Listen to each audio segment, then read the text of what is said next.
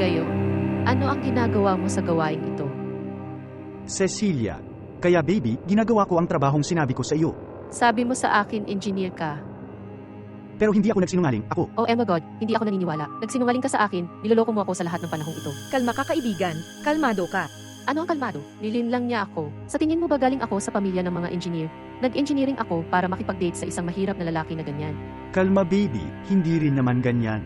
Kalmado, kalma lang, wala lang. Karapat dapat iyon. Diyos ko, Cecilia, bakit nga ba ganyan? Nagtatrabaho lang siya, tapat na trabaho.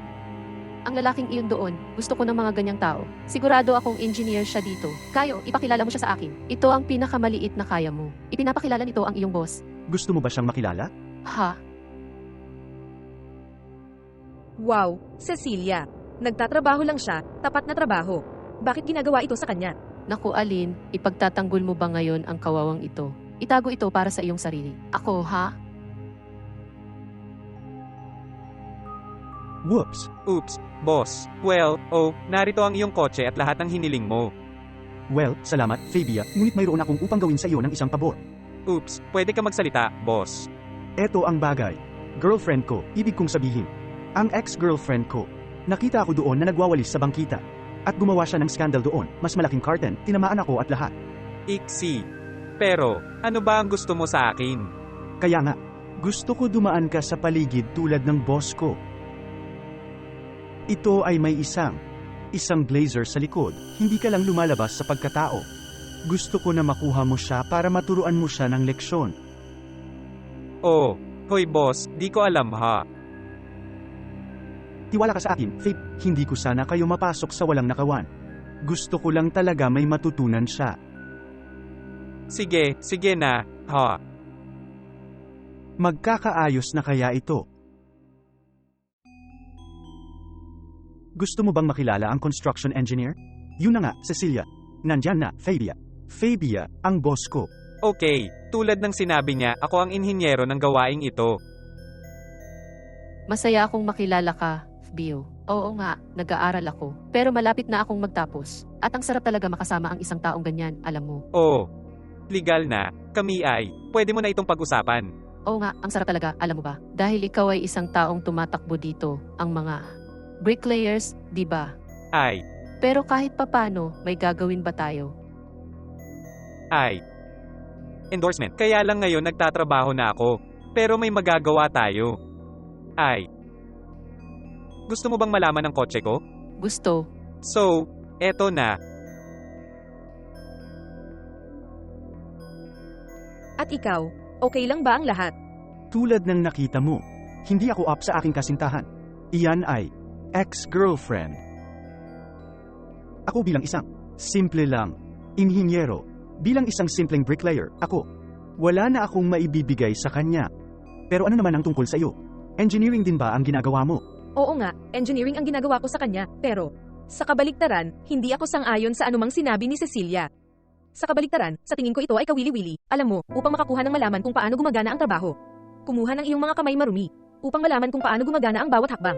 Oh, legal. Makikita mo mula sa malayo na mabuti kang tao. Mabuti na lang, napakaganda. Sa lahat ng nararapat na paggalang, syempre. Imagine, maraming salamat. Ngunit, kung mayroon kang libreng oras at nais mong ipakita sa akin kung paano gumagana ang trabaho. Isang bagay na higit pa. Sure, sige na nga.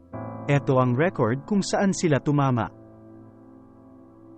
Seryoso, cool na cool yan. Yan ang pinakamaganda. So, ano sa tingin mo? Wow, akala ko talaga cool, akala ko super interesting, alam mo ba? Unawain ng mas mahusay kung paano ito gumagana, makakuha ng iyong mga kamay marumi. At hindi ko man lang sinabi sa iyo, ngunit ang aking ama ay isang bricklayer. Yun din ang nag-inspire sa akin, na tinulungan ko siya nung maliit pa ako, kaya nag-decide ako na mag-aral ng engineering. Oh, ang cool naman. Pero saka, Alin, gusto mo bang may ice cream sa akin? May dala ka bang ice cream? Sure, pero, at ang girlfriend mo? Ex-girlfriend, ha? Tapos lahat ng nakita ko dito, yung mga narinig ko, ayoko na nang may kinalaman sa kanya. Mabuti na lang, kung ex ka, sasamahan kita ng ice cream. Isang ice cream, isang kape.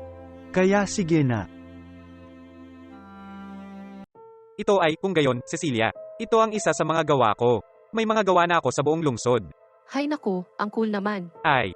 Sa katunayan, karamihan sa mga gawa ng lungsod. Kapag masyadong komplikado ang gawain, Tinatawag nila ako para makita siya. Wow, hindi ka panipaniwala ang iyong trabaho, Bill. Graduating na ako ngayon at sa tingin ko ay matutulungan mo ako, di ba? Upang pumasok sa merkado ng trabaho, makakatulong naman sa akin, di ba? Ay, malinaw. Pwede mo na ipaubaya sa akin. Maganda na yan. Sabihin mo sa akin ang kaunti tungkol sa iyong pamilya. Sila ay lahat ng engineer o may abogado ka ba, doktor? Ay. Ang tatay ko. Engineer din ang tatay ko. At tingnan mo, isa siya sa mga kilalang tao doon. Oh, at ang aking ina, siya ay may-ari ng 3 shopping mall. Hindi ka panipaniwala. Oo nga. Sandali lang. Dadalhin kita sa pinakamagandang ice cream parlor, makikita mo. Cool na cool yan. Oo, Boss. Ibig sabihin, Gayo, kailangan kitang kausapin agad. Oo nga naman, boss. Sandali lang, Alin, aayusin ko na. oo nga. Paano mo ako tinatawag na boss sa harap niya? Baliw ka ba? Boss, pero Gayos. Ang girlfriend niya. Hinalikan niya ako. Talaga? Seryoso. Kaya mag-enjoy. Ano? Kung sa tingin niya engineer ka at kumikita ka dito. Kaya mag-enjoy. Umalis ka na lang. Seryoso? Oo. Salamat. So, kamusta ka na? Ayos lang yan, pero ano ang paborito mong ice cream? Gusto ko yung ice cream. Bumalik. O ang sarap. Hoy. Pareho sila, lumabas ng kotse ko. Tara na. Papayag ka ba na kausapin ka ng ganyan ng isang maliit na empleyado? Lumabas sa kotse ko. Will, maglakad. Tara na.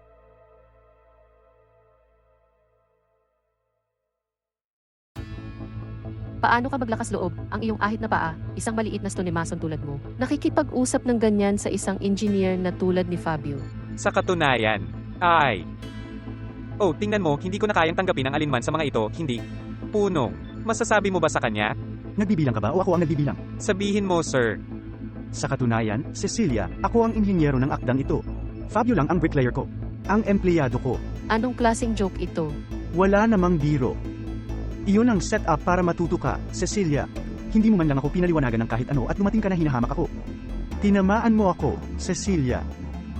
Hindi mahalaga kung ako ay isang bricklayer, isang engineer, kung ano man ang propesyon na ito. Wala kang karapatang tratuhin ang sinuman ng ganyan. Walang karapatan ang sinuman na tratuhin ang sinuman ng ganyan. Alam mo ba, mabuti na lang at nangyari iyon, alam mo? Kasi pinakita mo lang sa akin ang klase ng babae mo. Ay, ikakasal sana ako sa'yo, pero iniligtas mo lang ako sa pagkakaroon ng asawa na katulad mo. Ngayon na. Umalis ka sa daan ko, umalis ka. Ayaw ko nang makita ka. Tara na nga. Sige na, oo. Pero una, tingnan mo, kaibigan, hindi mahalaga kung ang tao ay isang bricklayer, kung ano ang ginagawa nila. Ang importante ay nagtatrabaho siya ng tapat na trabaho. At sasabay na rin ako sa kanya, dahil naging mayabang ka sa kanya at ngayon talo ka na. Tama ang trito niya sa akin, tinatrito ko siya ng maayos. Oo, gagawin natin, magkasama. Kaya ibig sabihin nito na ikaw, bricklayer ka ba? Hindi ako makapaniwalang hinawakan mo ako ng maruruming kamay na iyon. Kalimutan na natin lahat yan, nagkasundo tayo ng maayos. Oh, wag mo akong hawakan.